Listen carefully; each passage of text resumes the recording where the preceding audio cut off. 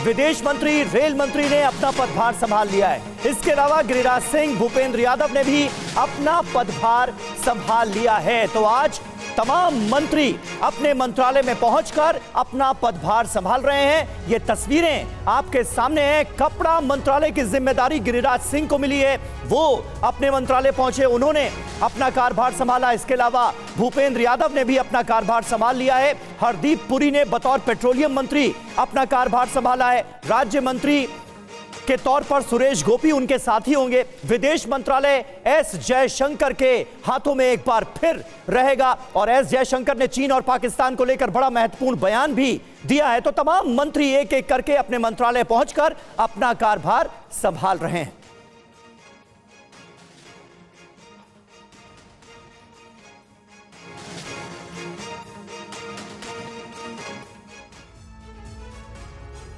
तो आपने देखा कि कल मंत्रालयों का बंटवारा हुआ। आज 24 घंटे के अंदर ही मंत्रियों ने अपना कार्यभार संभालना शुरू कर दिया है। प्रधानमंत्री मोदी ने मंत्रालय के बंटवारे के जरिए साफ संदेश देने की कोशिश की है कि उन्होंने अपनी कोर टीम में कोई बदलाव नहीं किया है। कोर टीम वही है जो पिछली कैबिनेट में भी थी।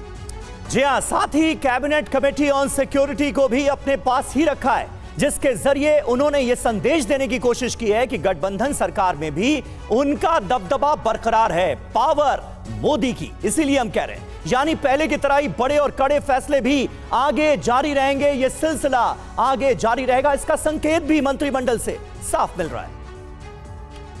ऐसे में सवाल यह है कि मंत्रालय के बंटवारे में गठबंधन की सरकार में भी मोदी का पावर दिखाई दे रहा है। आज इसी पर हम बहस करेंगे, इस पर चर्चा करेंगे। प्रधानमंत्री ने जिस तरह की टीम फिर से बनाई है, उसका असल संदेश क्या है। तो देखिए, सरकार गठबंधन की और पावर मोदी का, ये बातें क्यों कही जा रही हैं, ये भी समझिए आप। देखिए, सबसे अहम बात यह है कि कोई बड़ा बदलाव हमें नजर नहीं आ रहा है। जो प्रमुख चेहरे हैं, जरा उस पर गौर करिए। समीर, आपकी तरफ से शुरू करते हैं। जी हां, क्योंकि यह बड़ा महत्वपूर्ण दिखाना इसलिए है क्योंकि कैबिनेट कमेटी ऑन सिक्योरिटी में कोई बदलाव नहीं किया गया। इसका मतलब क्या है? गृह मंत्रालय, रक्षा मंत्रालय, वित्त मंत्रालय और विदेश मंत्रालय बीजेपी के पास ही है। गृह मंत्री अमित शाह, रक्षा मंत्री राजनाथ सिंह, वित्त मंत्रालय की कमान निर्मला सीतारमण के हाथ में एक बार फिर, और विदेश मंत्रालय जो बहुत बखूबी निभाया मोदी 2.0 में, एस जयशंकर ने एक बार फिर एस जयशंकर ही विदेश मंत्री बनाए गए। बिल्कुल। और देखिए, खास बातें क्या है, अब तो हमने चेहरे दिखाए,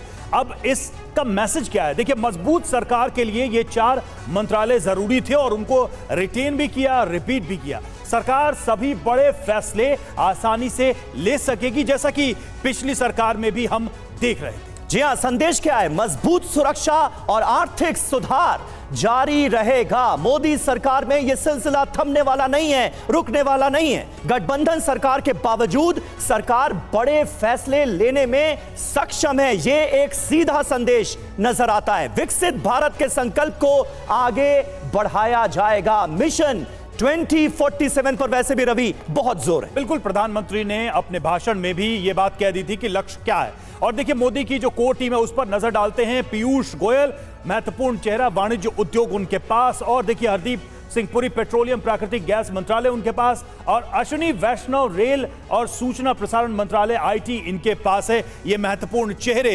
महत्वपूर्ण टीम के सदस्य। जी हां, इसका सीधा मतलब है गठबंधन सरकार है लेकिन दबदबा बरकरार है। खास बात देखिए, अपनी कोर टीम के मंत्रालय रिपीट किए हैं प्रधानमंत्री नरेंद्र मोदी ने।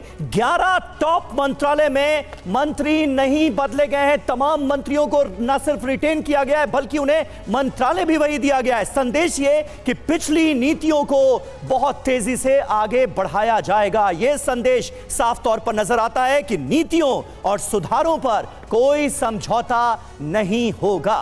फिलहाल मंत्रालय की जो शक्ल सूरत है उससे ये बड़ी बातें निकलकर सामने आती हैं।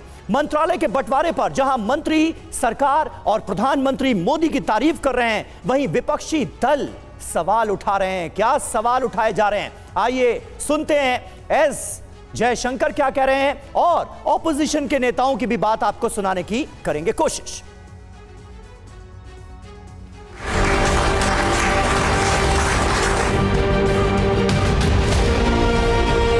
मुझे पूरा विश्वास है कि उनके नेतृत्व में मोदी 3.0 की विदेश नीति जो है बहुत सफल हुई। प्रधानमंत्री का है कि किसको क्या विभाग देते हैं। काम किसी भी विभाग में होना चाहिए, लेकिन जो बिहार की वजह से आप प्रधानमंत्री बने और मंत्रालय जब बिहार के लोगों को दिया गया तो कहीं ना कहीं से झुनझुना जो है थमाया गया।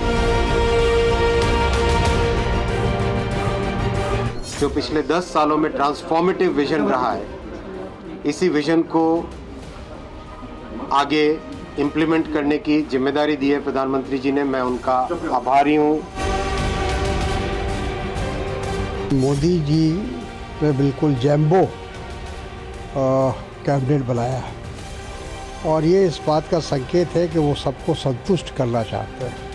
उनको इस बात का डर है कि जो उनके सहयोगी है या जो उनके गठबंधन के लोग हैं वो उनको संतुष्ट करना बहुत ज़रूरी है।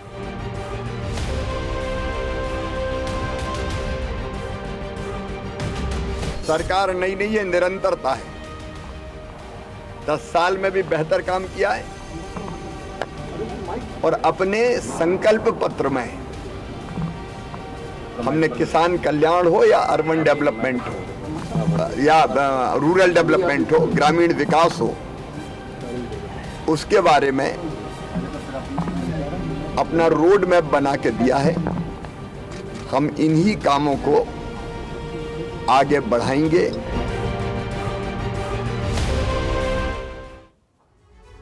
और देखिए हमारे साथ तमाम खास मेहमान जुड़ रहे हैं, उनसे आपका तारुफ करा दें। शिवम त्यागी, प्रवक्ता भारतीय जनता पार्टी के हमारे साथ मौजूद हैं। कांग्रेस के प्रवक्ता दीपक झा थोड़ी देर में आपको स्क्रीन पर नजर आएंगे। चितरंजन गगन जी हमारे साथ जुड़ रहे हैं, आरजेडी के प्रवक्ता हैं। जीएम शाहीन जी हमारे साथ मौजूद हैं, जेडीयू के नेता। और स्टूडियो में वरिष्ठ पत्रकार अवधेश कुमार जी भी हमारे साथ मौजूद हैं। लेकिन शिवम, सबसे पहले मैं आपके पास आऊंगा, क्योंकि इस बार यह कहा जा रहा था कि प्रधानमंत्री भले ही नरेंद्र मोदी बने हो, लेकिन है यह गठबंधन सरकार। लेकिन मंत्रिमंडल की जब तस्वीर सामने आई तो उसमें दबदबा बरकरार नजर आ रहा है। आप लोगों को चिंता नहीं है क्या कि आपके जो सहयोगी दल हैं वो इस बात को लेकर नाराज भी हो सकते हैं कि तमाम बड़े मंत्रालय जो हैं वो बीजेपी ने अपने पास रखे हैं? नहीं, मैं तो सिर्फ एक ही चीज कहना चाहता हूं कि ये जो लगातार 4 तारीख से और अभी तक का प्रोपेगेंडा लोगों ने चलाया, कोई तो कुछ तो कहते थे कि प्रधानमंत्री की पोस्ट कॉम्प्रोमाइज हो जाएगी, कुछ कहते थे गृह मंत्री, कुछ कहते थे सीसीएस में बदलाव। देख लो भैया, ये प्रेशर पॉलिटिक्स पैदा हो जाएगी, वो प्रेशर पॉलिटिक्स पैदा हो जाएगी, कुछ नहीं हुआ आपके सामने। हाँ। लेकिन मैं एक चीज, इसका सवाल थोड़ा सा जरा दूसरा है। आदरणीय प्रधानमंत्री जी ने इतना सब कुछ होने के बाद आज आप इस देश के सामने कैबिनेट 72 मंत्रियों के साथ तैयार है, सबने अपना कार्यभार संभाल लिया। ये 99 को 272 से ज्यादा समझने वाले अपना लीडर ऑफ ऑपोजिशन इस साल में दे देंगे या अगले साल देंगे? मैं मानता हूं कि देश में लोकतंत्र में सरकार बनाने के साथ साथ सारी चीजें करके यहां मंत्रियों तक ने अपना पदभार ग्रहण कर लिया और अपने एलओपी नहीं बनाने। अरे भाई, राहुल जी को बनाना है, जिसको बनाना है बनाइए, लेकिन देश को दीजिए। अब कम से कम जितनी सीटें मिली हैं उसका तो सम्मान करते हुए अब इस देश को एक लीडर ऑफ ऑपोजिशन तो मिलना ही चाहिए।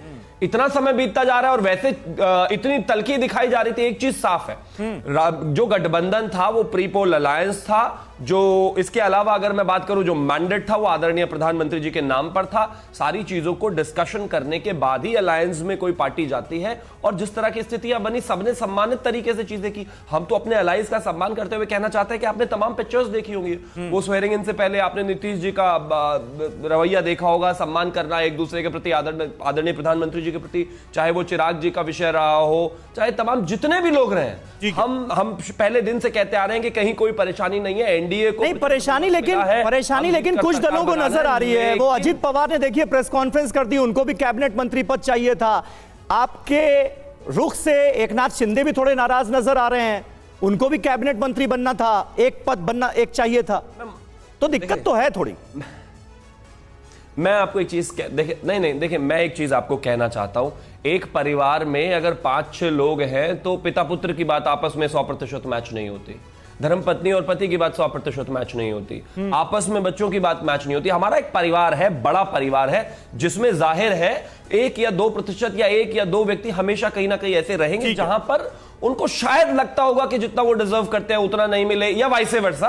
उस स्थिति में भी एनडीए में और भारतीय जनता पार्टी में वो लोग हैं जहां आपस में सामंजस्य तय कर सकते हैं। ये कह रहे हैं कि अगर थोड़ा बहुत अगर असंतोष है भी तो बहुत मायने नहीं रखता है, क्योंकि वो चीजें सुलझा ली जाएंगी, परिवार ऐसा है। आपका ये कहना है? नहीं, ऐसा नहीं। आपने अभी कहा कि बड़ा मायने रखता है, नहीं, मायने बहुत रखता है। ठीक है। चित्ररंजन गगन हमारे साथ आरजेडी के प्रवक्ता है। चित्ररंजन जी, होगा का मतलब मायने ना रखना नहीं है, हम उसको भी सामंजस्य तय करेंगे। चित्ररंजन जी, एक चीज समझ में नहीं आ रही थी कि पहले यह कहा गया कि नरेंद्र मोदी बहुत कॉम्प्रोमाइज करेंगे जब पोर्टफोलियो दिया जाएगा, जब कैबिनेट का गठन होगा। अब वो तो हुआ नहीं। अब तेजस्वी कह रहे हैं कि बिहार को झुंझुना पकड़ा दिया गया। मतलब कोई तो ऐसी एक चीज होगी जहां पे टिक के रुक के कहेंगे विपक्ष के, आपके दल के नेता कि ये बात कही गई और यही हुआ। नहीं समीर जी, अभी भाजपा के हमारे साथी जो बोल रहे थे उन्हीं के बात में कंट्राडिक्शन दिखाई पड़ रहा है। एक तरफ कर रहे हैं सब चीज स्मूथली होगी, या फिर कर रहे हैं कि यहाँ परिवार है, परिवार में थोड़ा मोड़ा खटपट होते रहता है। लेकिन एक बात मैं कहना चाहता हूँ कि एक देहात में कहावत, हम लोग तो देहात के रहने वाले आदमी, देहात में एक कहावत है कि जोर जर गेल ऐठन न गेलक, वही स्थिति इनकी है। कहाँ 400 पार का दावा कर रहे थे और जो है सो बहुमत भी नहीं मिल सका। ये सवाल खड़ा कर रहे हैं कि भाई नेता प्रतिपक्ष को कांग्रेस अपना नेता क्यों नहीं चुन लेती है। कि भूल रहे हैं कि कई राज्यों में इनके जो है सो चुनाव के कई दिन बाद तक जो है सो मुख्यमंत्री कौन होगा यह नहीं चयन कर पा रहे थे। अब इनकी चिंता उसके लिए है। अरे असल बेचैनी यह है कि वह जो है सो कहाँ से कहाँ पहुंच गया, आप कहाँ से कहाँ पहुंच गए, यह सोचिए। दूसरी बात जो है सो एक परसेप्शन बनाने का प्रयास किया जा रहा है कि हाँ शायद मोदी जी वही हैं जो मोदी के गारंटी पीरियड जो 10 साल रहा वही आज भी है। आज एनडीए की सरकार और गठबंधन की सरकार में जो कई बातें होती है जिसको आप भी पुराने पत्रकार हैं, आप भी समझते हैं और शुरू हो चुकी है। कल जो है सो जिस ढंग से ओथ लेना था तो उसमें जैसे कि महाराष्ट्र के कई लोग जो थे नाराज हो गए, नहीं शामिल हो गए, सवाल उठ रहा है। तो अभी सवाल उठेंगे और निश्चित रूप से बिहार के बारे में जो तेजस्वी जी ने जो कहा जी, बिहार के साथ तो शुरू से उपेक्षा करते रहे हैं, तो उपेक्षा करते रहे तो हर स्वाभाविक है जब बिहार से आपको 24 पार्लियामेंट के मेंबर जीत के गए हैं और बिहार के माने नीतीश जनता दल के समर्थन से आपकी सरकार चल रही है, तो स्वाभाविक है बिहार को अपेक्षा होगी ही और कुछ तो बात हुई होगी। अगर नीतीश जी गए हैं, जैसा कि उनके राष्ट्रीय प्रधान महासचिव मुख्य प्रवक्ता जो है सो केसी त्यागी जी भी जो बोले बिहार को विशेष राज्य का दर्जा, बिहार को जो है सो स्पेशल पैकेज, उसके बाद जो है सो जातीय जनगणना कराना, उसका नहीं सुनिए पूरा करने दीजिए समीर जी, यही गड़बड़ी हो जाती है। सर जल्दी से और भी मेहमान हम लोग जब नहीं सवाल खड़ा करते हैं और जवाब जब देने लगते हैं तब बस फोन समय देखने लगते हैं। जवाब सुन लीजिए। नहीं तो जो मुद्दे हैं वह मुद्दे तो हैं ही। अब तो देखते हैं कि उस पर क्या निर्णय लेते हैं। अब कल कैबिनेट की बैठक हुई, बड़ा आश्चर्य हुआ कि जो रूटीन वर्क है, अरे भाई किसान सम्मान योजना की राशि जो है 17वां किस्त आप रिलीज किए, यह कौन सी बड़ी उपलब्धि हो गई। मकान जो बनने का यह तो जो स्वास्थ्य से नहीं, इंदिरा आवास योजना चल रहा है, कांग्रेस के रीजन से चल रहा है, कोई आज की योजना नहीं है, उसके लिए आपने फंड रिलीज करने का निर्णय लिया। यह तो रूटीन वर्क है। रूटीन वर्क को भी जो है सो यह अपनी उपलब्धि। लेकिन जो सवाल मैंने पूछा था उसका आपने जवाब नहीं दिया, सारी बातें आपने कही, फिर भी आप शिकायत करते हैं कि जवाब देने का मौका नहीं। मेरा सवाल यही था कि नरेंद्र मोदी की ताकत कैबिनेट गठन में क्या घटती नजर आई, जैसा कि पहले दावा किया गया था, उसका उत्तर आपने नहीं दिया। चलिए हमें आगे बढ़ना होगा, हम दूसरे मेहमान इंतजार कर रहे हैं। अब आपने जो सवाल उठाए सर उसका उत्तर ले लीजिए, 10 सेकंड दे दीजिए अगर संभव हो तो। उसका उत्तर ले लीजिए जो सवाल उठाए हैं। जेडीयू से जीएम शाहीन हमारे साथ हैं। शाहीन साहब, आप सुन रहे हैं, बिहार के साथ अन्याय का मुद्दा बड़ा हो गया है। पहले था कि मोदी सरकार 3.0 एक कमजोर कैबिनेट बनाएगी, कॉम्प्रोमाइज कैबिनेट बनाएगी, मोदी झुक के चलेंगे। मंत्रालय देखे तो ऐसा नहीं लग रहा, लेकिन अब बात कही जा रही कि राज्यों के साथ भेदभाव हो रहा है। आपको लगता है ऐसा? देखिए, आपको पता होगा कि एक नैरेटिव फैलाया गया जब से बहुमत में आया एनडीए इन लोगों की रोज एक नए ट्वीट्स, नई आफा, नई कहानियां। एक कहानी ये भी थी कि राहुल प्राइम मिनिस्टर बनने जा रहा है। तो ये जो स्टोरीज ये लोग बना रहे हैं अपने मन में, रात को सपना देखकर सपना देखते हैं और स्टोरीज बनाते और सुबह आपके चैनल्स में आकर बताते हैं ये लोग। कौन संतुष्ट नहीं है? पहले इनसे पूछिए, इनको अंदर की खबर किसने दी? इनको टेलीफोन आया या टेलीग्राम आया? राहुल जी को किसने टेलीग्राम भेजी? अरे भाई, जो भी फैसला हुआ हम लोगों का मिलजुल के हुआ, इसमें इनको मिर्ची लगने की क्या बात? इनको तकलीफ क्यों हो रही है? भाई एनडीए का बहुमत है, ये मैंडेट दिया लोगों ने, हमने कैसे सरकार बनाई, किसको मिनिस्टर बनाया, किसको नहीं बनाया, समझ भी नहीं आ रहा है इनको परेशानी क्या हो रही है। ठीक है, इनको परेशानी किस बात की है? दीपक झा हमारे साथ मौजूद है कांग्रेस पार्टी से। दीपक, जरा बताइए किस बात की दिक्कत है भाई आपको? पहले आप लोग कह रहे थे कि बड़े दबाव में रहेंगे मोदी जी, लेकिन मंत्रिमंडल बन गया, कोई दबाव तो फिलहाल गठबंधन के साथियों का नजर नहीं आ रहा है मंत्रिमंडल की जो शक्ल सूरत है। और थोड़ी देर पहले शिवम आपसे ये पूछ रहे थे कि भाई एलओपी कब तक डिसाइड हो जाएगा? राहुल गांधी लोकसभा में विपक्ष के नेता बन रहे हैं या नहीं बन रहे हैं? देखिए समीर भाई, शिवम त्यागी कुछ भी पूछ सकते हैं। ये लोग दब के रहे या दबा के रहे, मुद्दा ये नहीं है। हाँ। ये लोग तवेले की बात करते थे, ये लोग भैंस की बात करते थे। तो शिवम त्यागी से पूछिए, बाहर निकले तवेले से कि नहीं? ये तवेलों की पार्टी है, तवेले से बाहर निकले शिवम त्यागी जी कि नहीं? देश में अब उम्मीद करते हैं हम लोग कि किसी की भैंस नहीं छिनेगी समीर भाई, किसी का मंगल सूत्र नहीं छिनेगा समीर भाई। भाजपा वाले अब देश को डराने की बात नहीं करेंगे समीर भाई। और इनसे पूछ लीजिए, नरेंद्र मोदी जी इतने दबाव में थे, इतने डरे हुए थे, इन्होंने कहा था कि अगर बीजेपी का 400 नहीं आया नंबर तो राम मंदिर में क्या तक लग जाएगा? बाबरी ताला। तो उम्मीद करते हैं कि बाबरी ताला नहीं लगेगा, क्योंकि 400 से नंबर कम आया है। कौन लगाएगा? तो ये जो अनाप शनाप मनगढ़ंत भाषा जो भाजपा की थी समीर भाई, इन मुद्दों को अब भाजपा समाप्त कर देगी और दबाव के बिना दबा के जनता के हित के लिए काम करेगी। अगर ये लोग जनता के हित के लिए काम करेंगे तो बढ़िया है भैया, ठीक है, लेकिन कितने दिन चलेगी? देखिए ना, एक कान काटने के लिए बैठते हैं, एक पैर तोड़ने के लिए बैठे हैं। टीडीपी उधर नाराज है और इधर नीतीश बाबू नाराज है, तो नाराज है नरेंद्र मोदी जी बनाने का काम। लेकिन दीपक, तमाम जो बड़े मंत्रालय हैं वो बीजेपी के पास हैं, जो प्रधानमंत्री नरेंद्र मोदी की कोर टीम है उसमें कोई बदलाव नजर नहीं आ रहा है। तो आप ये मान रहे हैं कि फिलहाल दबाव तो नहीं दिखा, जो आप लोग कह रहे थे कि गठबंधन के सहयोगियों का दबाव दिखेगा? भाई वो नरेंद्र मोदी जी का और भाजपा का एनडीए का कि भाई किसको कितना तोड़ सकते हैं, कितना मरोड़ सकते हैं, किसके पास कौन सा मंत्रालय जाएगा, वो उनकी मर्जी है। हमारे को इससे कोई लेना देना नहीं। हमारी बात यह है, हमारे जो मुद्दे हैं, अब बात यह है कि भाजपा इस देश में राम मंदिर पे ताला लगवाएगी क्या? क्योंकि नरेंद्र मोदी जी खुद कहा था कि 400 नंबर नहीं आएंगे तो ताला लगवा देंगे। तो अब नरेंद्र मोदी जी क्या राम मंदिर पे ताला लगवाएंगे क्या? दीपक भाई, चुनाव खत्म हो गया है, बात हो रही थी सरकार की कमजोर मजबूत कैबिनेट की। आप उस विषय पे आए नहीं। हमारे साथ अवधेश जी जुड़े हुए हैं। अवधेश जी, सवाल मूल सवाल यही है, ठीक है, मूल सवाल अवधेश जी यही है कि ये जो सरकार है, इसका जो हम फेस देख रहे हैं, ये इसका जो चेहरा देख रहे हैं, इसका जो कैबिनेट देख रहे हैं, उसका असली मैसेज क्या है? क्या विपक्ष उस मैसेज को इग्नोर कर रहा है? क्योंकि बातें तो बहुत सारी कही गई कि सरकार ऐसी बनेगी, वैसी बनेगी, कमजोर कॉम्प्रोमाइज कैबिनेट बनेगा। आप इसे कैसे देखते हैं? देखिए, विपक्ष थोड़ा आपस में बैठ के गहराई से, विपक्ष में कई विद्वान लोग हैं, राजनीति को समझते हैं, सरकार को समझते हैं, थोड़ी गहराई से बैठकर आलोचना करें तो उसका असर व्यापक हो सकता है।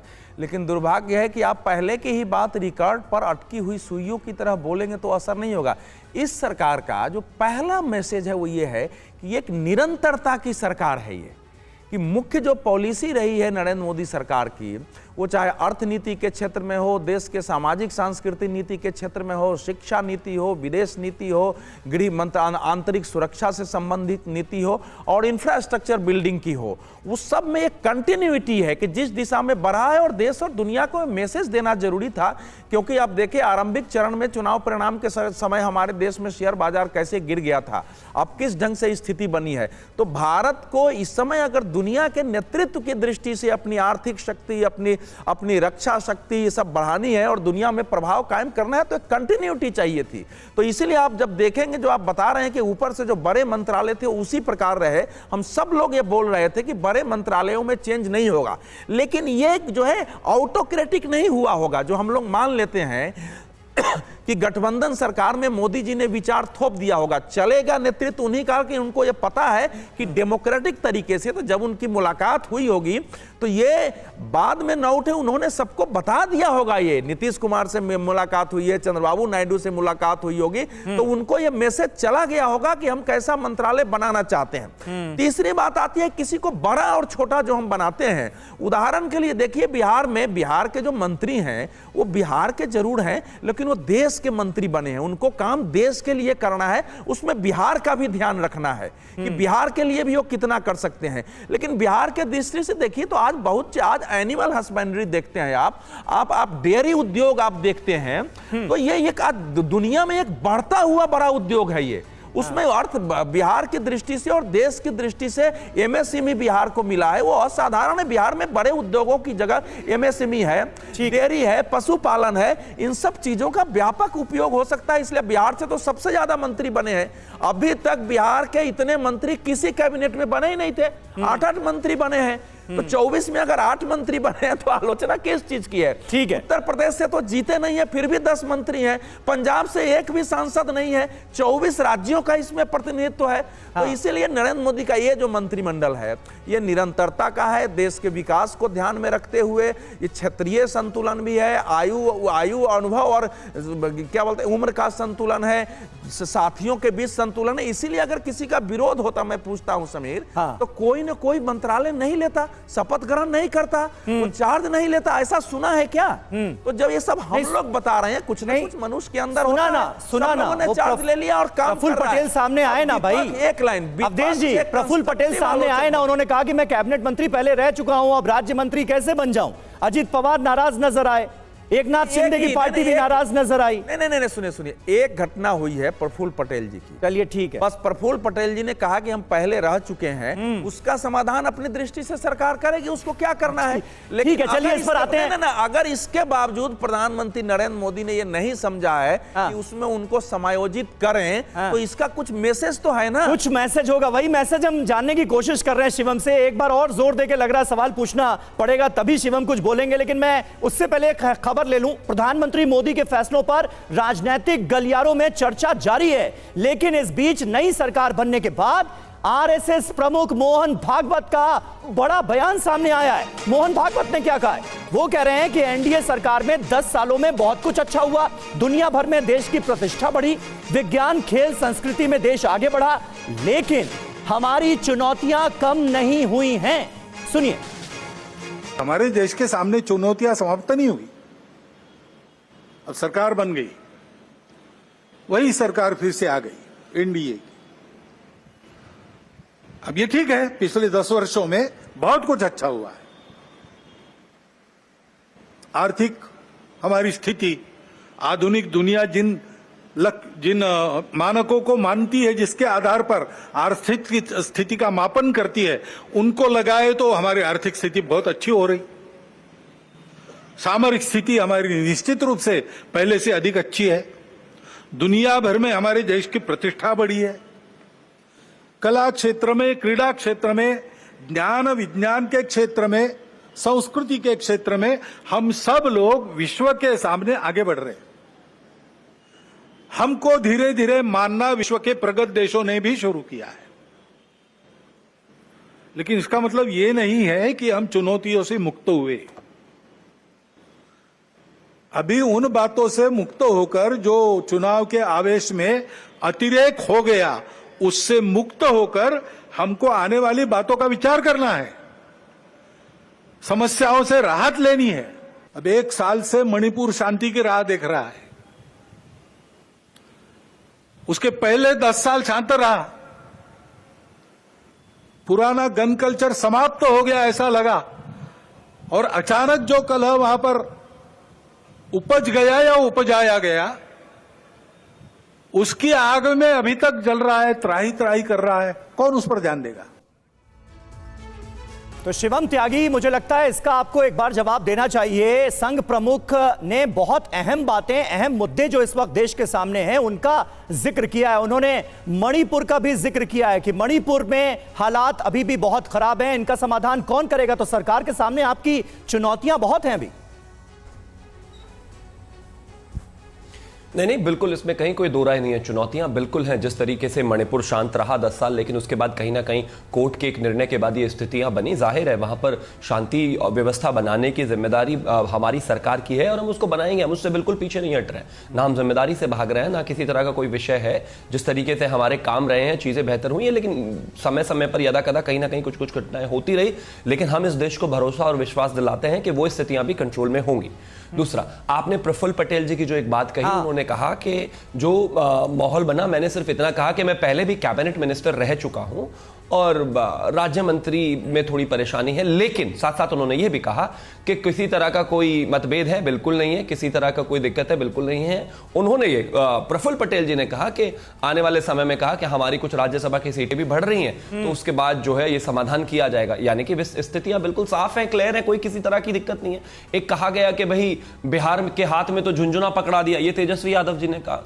तय कर लो पहले, सबसे पहले तो ये कहते थे कि ये इतना कुछ कॉम्प्रोमाइज हो जाएगा, बड़े पोर्टफोलियोज चले जाएंगे, ये चला जाएगा, वो चला जाएगा। जैसा कि अवधेश जी ने कहा, बिहार राज्य को सबसे ज्यादा मंत्री मिले, बावजूद उसके आज तक जो नहीं मिले थे, बावजूद उसके आपको अगर इस तरह की स्थितियां पैदा करनी है, बाहर बैठकर जो है कोशिश की जा रही है इस तरह की सरकार को कहा जाए, इधर से घेरा जाए, उधर से। लेकिन ये सच है, उनका काम भी है, विपक्ष का, इसमें कोई दिक्कत नहीं है। लेकिन मैं मानता हूं कि उनके सामने जो बड़ी 10 सेकंड और 10 सेकंड और दे दीजिए। ठीक है। उनके सामने जो इससे भी बड़ी चुनौती है वो ये कि सरकार तो संगठित होकर चल रही है, बन गई है, फॉर्म हो गई है, पदभार संभाल लिए मंत्रियों ने। विपक्ष कितना संगठित होकर सरकार से लड़ पाएगा, ये एक बहुत विषय है। पिछले 2019 से 24 के बीच में बहुत सारे बिल ऐसे रहे जो लोग एनडीए का हिस्सा ना होते हुए भी एनडीए के साथ दीपक इस पे आंसर देना चाहेंगे है कि हमें संसद में किस तरीके से फेस करेंगे। दीपक इस पे उत्तर देना चाहे। दीपक, दूसरे के घर की छोटे बड़े झगड़े पे तो काफी नजर है, लेकिन मैं कहूं कि नतीजों के बाद आम आदमी पार्टी का दिल्ली में कांग्रेस के साथ जो ऐलान हुआ आगे के लिए, वो देख लीजिए। ममता बनर्जी ने बधाइयों को लेकर जो नाराजगी जताई है वो देख लीजिए। और अभी आज एक खबर आई कि हिमाचल दिल्ली को पानी नहीं देगा। एक कांग्रेस की सरकार, एक आम आदमी पार्टी की सरकार। तो मैं ये कहूं कि, और लीडर ऑफ ऑपोजिशन का सवाल तो है ही, ये मुद्दे आप लोगों के लिए इंपॉर्टेंट नहीं है क्या? आप तो देख रहे हैं कि सरकार कमजोर है, कैबिनेट में क्या है, ये है, वो है। ये सवाल तो आप लोग से भी हो सकता है कि इंडिया गठबंधन का क्या हुआ? बताएंगे। देखिए, जो आपके सवाल एक एक करके मैं जवाब दूंगा, लेकिन इन सवालों के पहले आपको ये आना पड़ेगा कि भाजपा जिन सहयोगी दलों के ऊपर हाथ रखती है वो भस्म हो जाते हैं, उनको दो फाड़ कर देती है। तो जैसे समझिए कि भस्मासुर था, भगवान ने आशीर्वाद दिया, जाओ बेटा तुमको। ठीक है, ये तो विचार हो गए ना, लेकिन उत्तर कहाँ है? मेरे सवाल का उत्तर कहाँ है? ये तो आपके विचार हो गए। सुनिए, अब दूसरी तरीके से क्या है कि भाजपा से उसी तरीके से सारे इनके सहयोगी दल सावधान है कि भाजपा कहीं ना कहीं वो सारे तिकड़म लगाने की कोशिश करेंगे। और दूसरी बात आपने कही कि दिल्ली और कांग्रेस पार्टी और आम आदमी पार्टी को, भाई लोकसभा में हमारा गठबंधन था, विधानसभा में आम आदमी पार्टी को जवाब दे दो प्रभु, देखा जाएगा क्या करना है क्या नहीं करना है। अरे शिवम भाई, आप तवेले में बैठिए, आप तवेले वाले लोग हैं, भैंस सुरक्षा करिए, भैंस इधर उधर नहीं जानी चाहिए आपकी। अब आप तवेले में बैठिए। क्या हो गया इनको, ये मुझे समझ में नहीं आ रहा। लग रहा है अभी भी चुनाव में ही है, चुनाव। अच्छा, मतलब दीपक आप ये कह रहे हैं कि कब साथ रहेंगे कब नहीं, इसका किसी कोई कहिए चुनाव से निकले। नवीन पटनायक को बर्बाद किए चुनाव में, ये मुझे लग रहा है इनको, ये चुनावी मोड से बाहर ही नहीं आ पा रहे हैं। बाहर निकलिए भाई। एंकर महोदय ने जो सवाल पूछा है उसका जवाब दीजिए। अपना रटा रटाया जवाब देने से कुछ नहीं होने वाला, जवाब दीजिए अपना। विपक्ष को भी सावधान रहना है। शिवम भाई, आपसे उम्मीद नहीं थी ऐसे बीच में। इतनी चिंता है आपको दीपक, मैं तो यही देख रहा हूं। एनडीए के जो तमाम गठबंधन दल हैं, सहयोगी दल हैं, कितनी चिंता आप लोगों को है उनकी। चित्रंजन गगन जी भी हमारे साथ मौजूद हैं, प्रवक्ता आरजेडी के। जल्दी से गगन साहब, बिहार को लेकर अभी जो जिक्र हुआ उस पर आप क्या कहेंगे? आप मान रहे हैं कि रिप्रेजेंटेशन जो मिलना चाहिए था बिहार को वो मिला है? जल्दी से। नहीं, पहले तो शिवम त्यागी जी को मैं ध्यान देना चाहूंगा। अभी मोहन भागवत जी का आप जो सुना रहे थे, एक शब्दों में उन्होंने जो कहा कि चुनाव के अतिरेक से अब बचिए, एक अतिरेक शब्द का जो उन्होंने इस्तेमाल किया, उसका जो है आप समझें। एक शब्दों में उन्होंने बहुत कुछ कह दिया। रहा सवाल उसको कौन विभाग मिलेगा या प्रधानमंत्री का विशेषाधिकार होता है, उस पर कुछ नहीं करना है। जनता दल के साथ ही बोल रहे थे, पता नहीं उनको जानकारी है कि नहीं है।